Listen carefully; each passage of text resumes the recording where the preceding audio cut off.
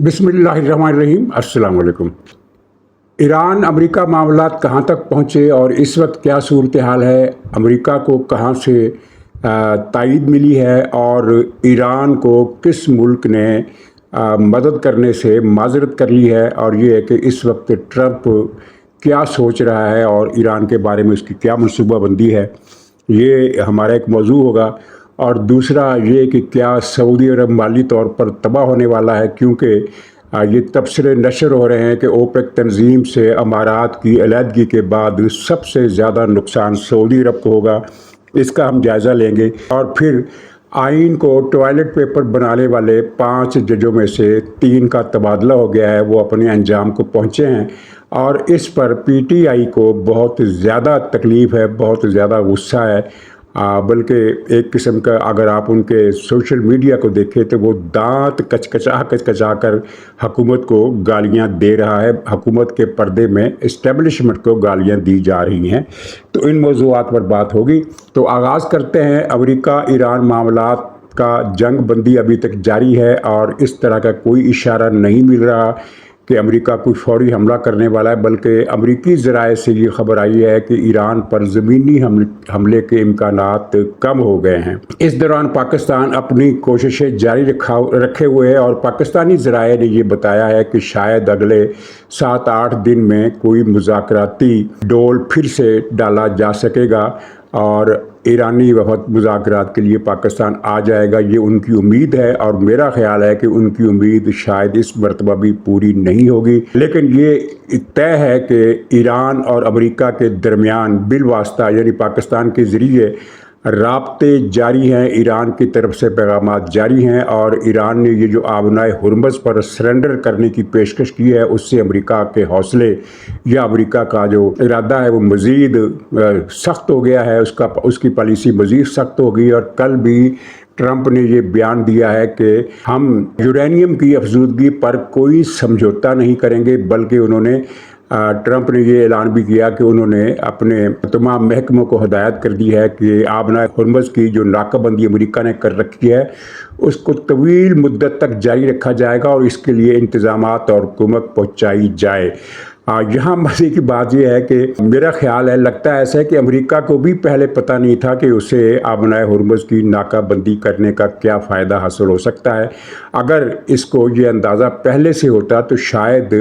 जंग की नौबत न आती या जंग के इतने ज़्यादा हमले न करने पड़ते, थोड़ी बहुत बमबारी के बाद भी मकसद हासिल हो सकता था। अब जबकि अमेरिका को पता चल गया है कि आबनाए हुर्मुज़ की नाकाबंदी से ईरान कितनी बड़ी मुश्किल और कितनी बड़ी परेशानी से दो चार है, उसका कितने दिन हो गए उसका तेल बाहर नहीं जा सका, सिर्फ इब्तदाई दिनों में जो तेल वो भेज सका नाकाबंदी को डाज करके या तोड़ के, उसके बाद से वो एक बैरल तेल भी नहीं भेज सका। और हमारे मुबसरीन के ये अंदाज़े गलत साबित हुए कि ईरान के पास बहुत सारे चोर दरवाजे हैं, वो अपना तेल भेजता रहेगा। उसकी किसी शेडो फ्लीट का भी हवाला दिया जाता रहा कि एक जहाज़ों की तादाद ऐसी है जिस पर ईरान के परचम नहीं है, जिन पर ईरान के परचम नहीं हैं, लेकिन वो ईरानी तेल आबनाए हुर्मुज़ से बाहर लाते ले जाते रहेंगे। लेकिन अमेरिका ने जो बंदोबस्त किया उसके बाद ना तो कोई शेडो नेवल कोई किसी भी किस्म का बहरी जहाज़ या किश्ती तेल लेकर बाहर नहीं जा सकी और ये बड़ी सख्त नाकाबंदी है, जिसकी वजह से अब आपने ये खबरें सुन ली होगी कि अगरचे ईरान की हुकूमत का ये दावा है कि उसके पास अशियाए खुर्दोनोश की कोई कमी नहीं है, बहरान से निमट सकते हैं, लेकिन हकीकत में वहाँ अशियाए खुर्दोनोश की कमी वाक़ई हो गई है। डबल रोटी के लिए कतारें हैं, तंदूर की रोटी हो जिसको नान कहा जाता है उसके लिए कतारें हैं, और दवाओं के हसूल के लिए कतारें हैं, दवाएं नहीं मिल रही। और फिर $1 18 लाख रियाल का हो गया है, 18 लाख रियाल का $1 यानी डॉलर मज़ीद नीचे आया है। और इस तरह के ख़ासे मसाइल हैं जिनकी वजह से घबरा कर ईरान के वज़ीर ख़ारजा इराक़ी साहब ने रूस का दौरा किया, मास्को जाकर मुज़ाकरात किए और इन मुज़ाकरात में उन्होंने रूस से मदद मांगी, लेकिन जवाब में रूस ने रस्मी बातें की और कहा कि हम ईरान के साथ हैं। लेकिन حقیقت میں روس نے ایران سے معذرت کر لی ہے کہ وہ اس سے زیادہ مدد نہیں کر سکتا جتنی وہ بس بیانات کے ذریعے کر رہا ہے۔ ہاں، یہ خبریں ضرور ہیں کہ ایران نے روس کے بھی اور چین کے بھی کوئی اینٹی میزائل سسٹم یا جاسوسی، خاص طور پر جاسوسی کے جو سسٹم تھے ان سے استفادہ کیا ہے، اگرچہ چین اور روس دونوں نے اس کی بار بار تردید کی ہے کہ ہم نے کوئی مدد نہیں کی، لیکن اگر کی بھی ہے تو اس سے زیادہ وہ مدد نہیں کر سکے، اور یہ مدد ایران کو اپنے بچاؤ کے لیے کوئی فائدہ نہیں دے سکی۔ اس نے امریکہ کے اڈوں پر نقصان کیا اور سعودی عرب کے اڈوں پر نقصان کیا، خلیجی ممالک کے دوسرے جو 5 ہیں وہ ان کے اڈوں پر نقصان کیا، لیکن اپنا کوئی فائدہ وہ نہیں کر سکا، اپنی کسی بھی ٹارگٹ کو وہ امریکی اسرائیلی حملوں سے نہیں بچا سکا۔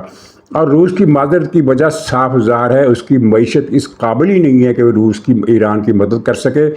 اور ایسی اجناس ایران کو فراہم کر سکے جن کی اس کو ضرورت ہے۔ اس لیے بڑے نکتے کی بات ہے کہ روس میں زیادہ تر وہ چیزیں پیدا ہوتی ہیں جو ایران کے اندر بھی پیدا ہوتی ہیں، یعنی روس کوئی مدد اس حوالے سے کر ہی نہیں سکتا کہ جو چیزیں وہ دے سکتا ہے وہ ایران کے پاس پہلے سے موجود ہے، اور مالی مدد وہ اس لیے نہیں دے سکتا کہ یوکرائن کے ساتھ جنگ نے روس کا جو حشر کیا ہے اس کی رپورٹیں ہمارے ہاں اس طرح سے نہیں چھپتیں۔ آپ گوگل پر سرچ کر سکتے ہیں، آپ انٹرنیٹ پر سرچ کر سکتے ہیں، بے شمار دنیا کے اخبارات اور رسالے روس اور یوکرائن کی جنگ سے بھرے ہوئے ہیں۔ روس نے یوکرائن کو بہت تباہ کیا ہے، لیکن یوکرائن نے بھی جواب میں جو کچھ روس کے ساتھ کر دیا ہے وہ اس سے پہلے کسی ملک نے روس کے ساتھ نہیں کیا تھا، تو وہ ایران کی مدد کرنے کے قابل ہی نہیں ہے۔ اور چین جو ہے وہ مدد کر سکتا ہے، لیکن وہ امریکہ کے ساتھ کوئی تنازعہ مول نہیں لے سکتا، نہیں لینا چاہتا۔ یہ بات آپ یاد رکھیے، ہمارے دانشور خود کچھ بھی کہیں، چین اس وقت امریکہ کے ساتھ کسی سرد جنگ کے موڈ میں نہیں ہے، اور اس کے اپنے ٹارگٹ ہے کہ ہمیں معاشی ترقی کس طرح حاصل کرنی ہے۔ یہی وجہ ہے کہ وہ تائیوان پر بھی امریکہ کو مشتعل نہیں کر رہا، اور اس نے آج تک ایران پر امریکی حملوں کی اس طرح سے مذمت نہیں کی جس طرح کی ایران چاہتا تھا، اور گول مول بیان دیے ہیں، بلکہ اس کے کئی بیانات نے ایران کو مایوس کیا ہے۔ مثلا چین کا ایک بیان بار بار آتا رہا ہے مختلف پریس ریلیزز کی شکل میں، ترجمان کی بریفنگ کی شکل میں، اور ایرانی رہنماؤں کے ساتھ جو ٹیلی فونک ٹاکس ہوتی ہے ان کے ذریعے سے وہ یہ کہ اس معاملے کا سفارتی حل نکالا جائے، جنگ سے گریز کیا جائے۔ چین نے ایک مرتبہ بھی یہ نہیں کہا کہ امریکہ حملے بند کرے، بلکہ چین نے ہمیشہ یہ کہا ہے کہ دونوں ملک امن کی طرف آئیں، یعنی کہ ایک ہی پلڑے میں امریکہ اور ایران کو چین نے رکھا ہے۔ اور اس کی وجہ آپ جانتے ہیں، چین کی ایک خارجہ پالیسی کا ایک خاص انداز ہے، وہ کبھی کسی تنازع میں کھل کر کسی ملک کا ساتھ نہیں دیتا سوائے پاکستان کے۔ اور یہ جو لوگ کہتے ہیں کہ پاکستان اور چین میں بہت زیادہ تعلقات ہیں اور استثنائی قسم کی نوعیت ہے، تو وہ بالکل صحیح کہتے ہیں۔ پاکستان کے علاوہ دنیا کا کوئی ملک ایسا نہیں ہے جس کے لیے چین ایک خاص حد سے آگے جائے۔ صرف پاکستان کے لیے اس نے یہ اصول توڑا کہ جو ہتھیار صرف چینی فوج کے لیے بنائے گئے تھے چین نے وہ بھی پاکستان کو دیے، لیکن اس کی وجہ ہے کہ چین کو بھارت سے خطرہ ہے، اور بھارتی خطرے کو قابو میں رکھنے کے لیے پاکستان کے ساتھ اس حد تک آگے جا کر تعاون کرنا اس کی ضرورت ہے، اس کے لیے لازمی ہے۔ اس کے علاوہ اس کی دنیا میں کوئی اور مجبوری نہیں ہے سوائے اس کے کہ وہ امریکہ سے کشیدگی نہیں بڑھائے گا، یہ طے ہے۔ اور یہی وجہ ہے کہ آبنائے ہرمز پر پابندی سے، امریکی ناکہ بندیوں سے سب سے زیادہ نقصان چین کا ہو رہا ہے، لیکن چین اس بارے میں خاموش ہے، اس نے کوئی اگریسو بیان نہیں دیا۔ تو یہ وہاں کی صورتحال ہے۔ اور ٹرمپ نے جو اعلان کیا ہے کہ وہ ناکہ بندی طویل مدت تک رہے گی، تو اس کا مطلب یہی ہے کہ امریکہ کو اب پتہ چلا ہے کہ ہرمز کی ناکہ بندی کتنی مفید جا رہی ہے۔ اور حقیقت میں مجھے تو یہی لگتا ہے کہ دنیا میں کسی بھی ملک کو ایران سمیت یہ اندازہ نہیں تھا کہ امریکہ جوابی ناکہ بندی کرے گا۔ زیادہ تر اس سے آپ اندازہ لگا کہ مبصرین کے اندازے کتنے غلط ثابت ہوتے ہیں۔ زیادہ تر نہیں، تقریباً 100% عالمی میڈیا ہاؤسز پر بیٹھے ہوئے لوگوں کے تبصرے یہ تھے کہ ایران کی ناکہ بندی کے جواب میں امریکہ کے پاس کوئی رستہ نہیں ہے سوائے اس کے کہ وہ اس ناکہ بندی کو ہتھیاروں کی مدد سے توڑے، یعنی قبضہ کر لے خلیج فارس کے ساحلوں پر اور ایران کو وہاں سے کھدیر دے ان جزیروں سے۔ اور یہی خبریں چل رہی تھی جو ہم بھی انہی کو بیان کرتے رہے، سب کا یہی اتفاق تھا کہ امریکہ کے پاس اس کے علاوہ کوئی راستہ ہی نہیں ہے۔ اس کا مطلب یہ ہے کہ دنیا میں کسی بھی انالسٹ کو یہ اندازہ نہیں تھا کہ امریکہ جوابی ناکہ بندی بھی کر سکتا ہے، اور جب جوابی ناکہ بندی کی تو ہمارے پاکستان میں بہت سارے مبصرین نے اس کا مذاق اڑایا کہ پابندی تو ہوا میں اڑ گئی، ناکہ بندی تو ناکام ہو گئی، کیونکہ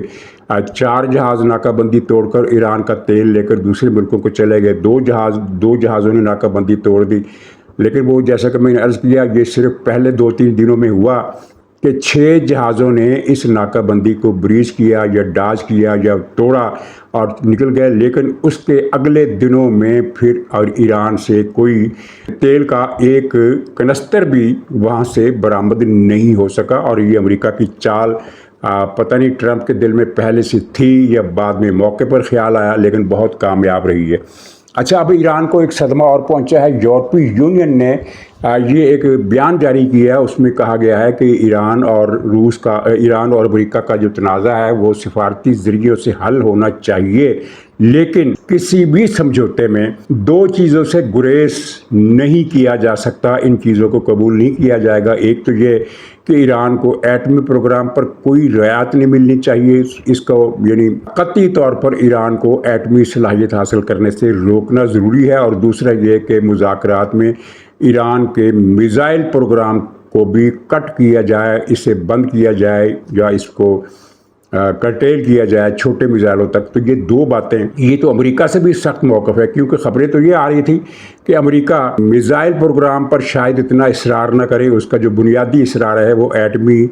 افزودگی پر ہے، یورینیم کی افزودگی پر ہے، ایٹم بموں کی تیاری پر ہے، اس سے زیادہ وہ شاید آگے رعایت دے دے، یعنی اس سے ہٹ کر جو معاملات ہیں ان میں رعایت دے دے۔ لیکن یورپی یونین کہتی ہے کہ یہ دونوں چیزیں ایک ہی ہیں، یہ دونوں چیزیں ایک ہیں، تو ان پر رعایت نہیں ہو سکتی۔ تو یہ ٹرمپ کو اس موقف سے فائدہ ہوا ہے، کیونکہ عام طور پر تاثر یہ تھا کہ یورپی یونین کے ممالک امریکہ کا چونکہ ساتھ نہیں دے رہے، اس کا مطلب یہ ہے کہ وہ ایرانی موقف کی تائید کر رہے ہیں، حالانکہ ایسا نہیں تھا۔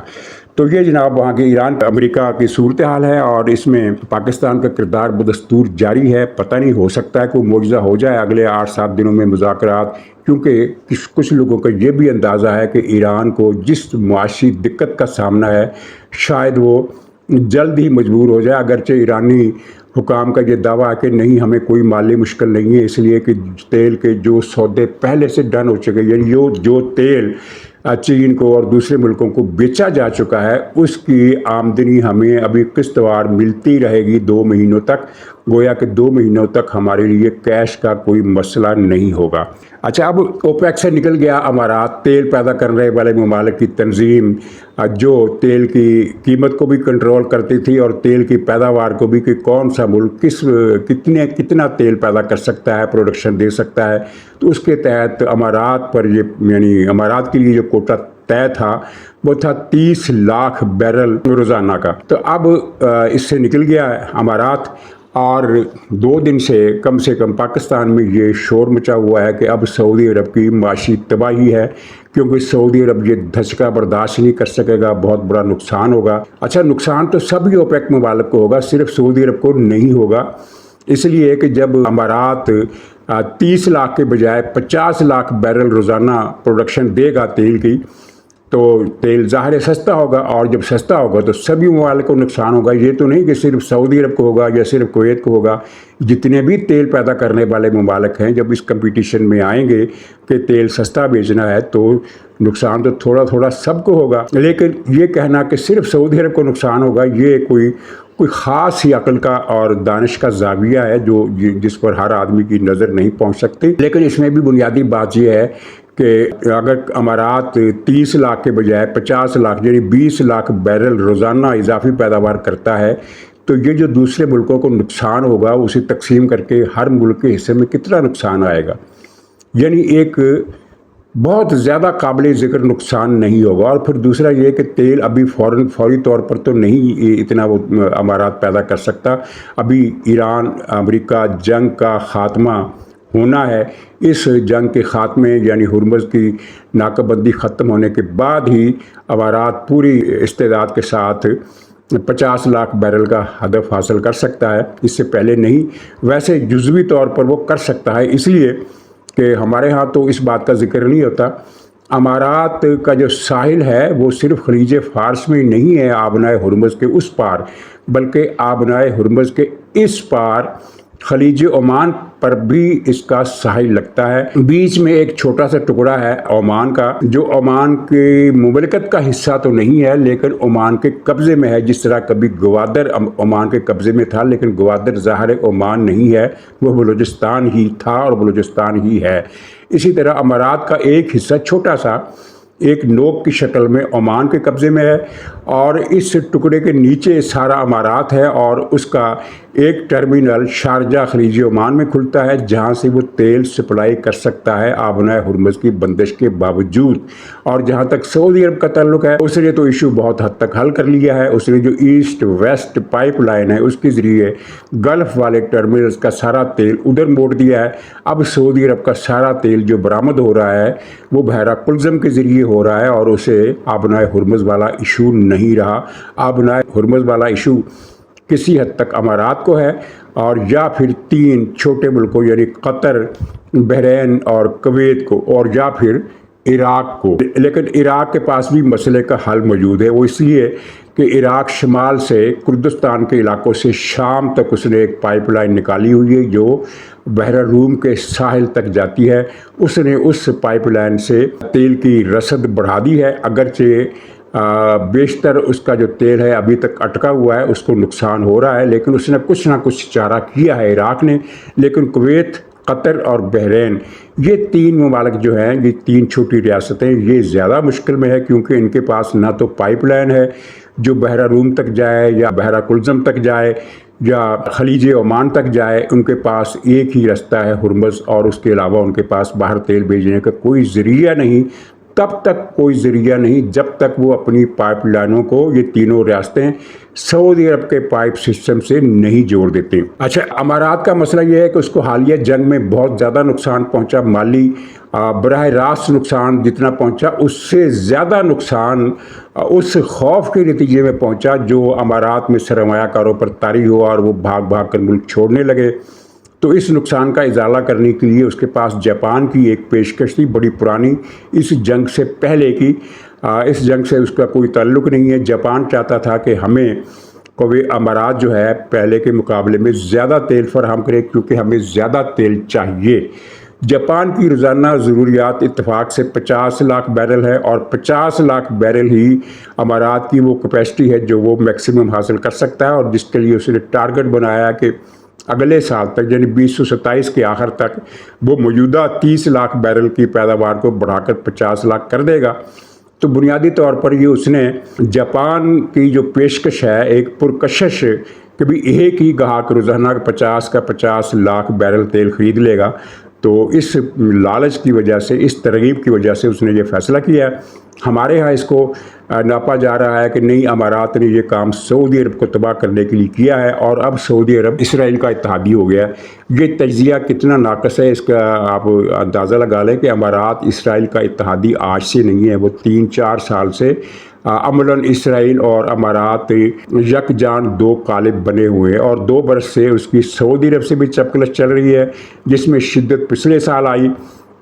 اور سعودی عرب کو امارات سے اتنا بڑا خطرہ نہیں ہے، اس لیے کہ سعودی عرب نے امارات کو یمن میں بھی شکست دی، اسے نکال باہر کیا، سوڈان میں بھی شکست دی، صومالیہ سے بھی اس کو نکال باہر کیا، اور لیبیا میں بھی اس کو شکست دی، اور ہر جگہ پر سعودی عرب نے امارات کو پچھاڑ کر رکھ دیا ہے۔ تو اب اس سے زیادہ کیا محاذ رہی ہوگی؟ ہاں، بس اتنا ہم کہہ سکتے ہیں کہ پہلے اسرائیل کا بارڈر سعودی عرب کے ساتھ صرف سمندری تھا، یعنی وہ جو خلیج عقبہ کا ساحل ہے، ایلات کی بندرگاہ ہے جہاں، اور وہاں پر سعودی عرب کا جو ساحل ہے وہ اسرائیلی ساحل سے کچھ ہی دور ہے، براہ راست سرحد نہیں ملتی۔ لیکن امارات اب چونکہ اسرائیل کا ایک حصہ بن گیا ہے، اتحادی بن گیا ہے، اسرائیل کی فوج بھی وہاں آ گئی ہے اور امارات کا بارڈر سعودی عرب سے ملتا ہے، تو ٹھیک ہے ہم یہ کہہ سکتے ہیں کہ اسرائیل اب